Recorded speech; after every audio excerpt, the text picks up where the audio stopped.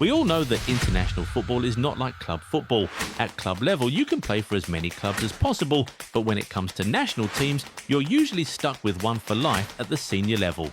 But there are some players who have managed to defy the odds and go on to play for two different national teams. We're here to talk about those players in this video today. These are 7 footballers who have played for 2 different countries at the senior level. Now, to be very clear, we're not talking about those who played for one team at the youth levels and another at the senior level. We're talking about players who made 2 official appearances for 2 different senior national teams. Let's get right to it. We'll start with Brahim Diaz. He just made history by becoming the first ever Moroccan to score in 5 consecutive AFCON games in his first ever senior international tournament. But did you know that he had previously played for a different country? You see, Brahim was born in Spain and he went on to represent Spain at the youth levels. Then in 2021, he was called up to represent the senior team. That year, much of the Spain senior team had to be isolated as Sergio Busquets had just tested positive for the COVID-19 virus.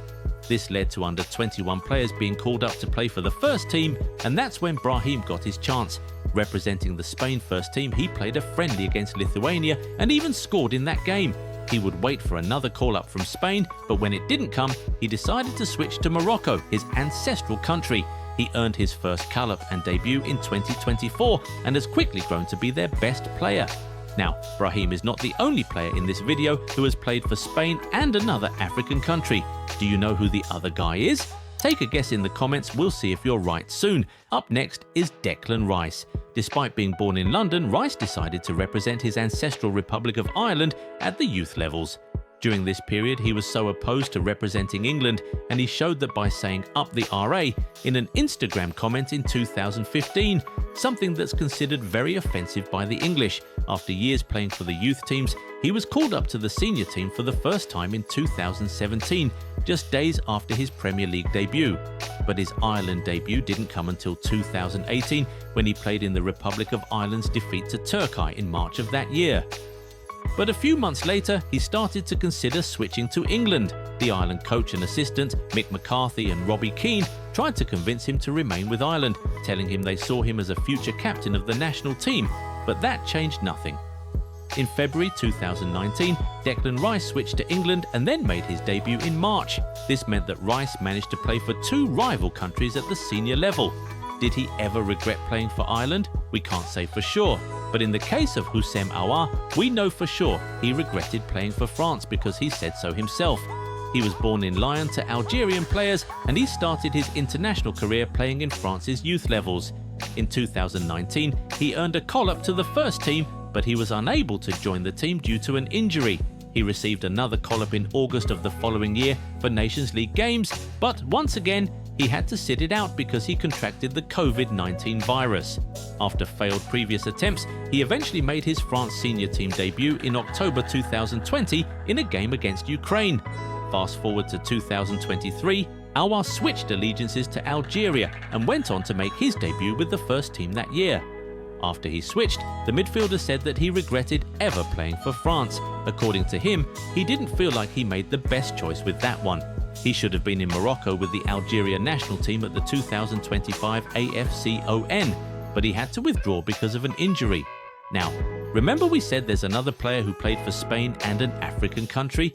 Did you guess Inaki Williams? If you did, then you're absolutely correct.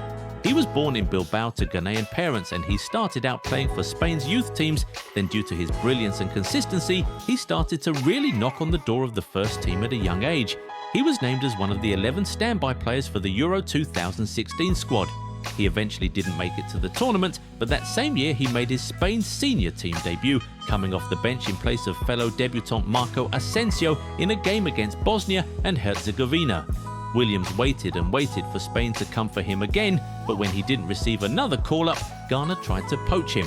But in 2021, the attacker said he would not like to take the place of another Ghanaian player who really deserved it. That felt like a rejection of Ghana's advances, but it didn't even last. The Athletic Club man made his switch to the West African nation in 2022 and went to the World Cup with the Black Stars that year.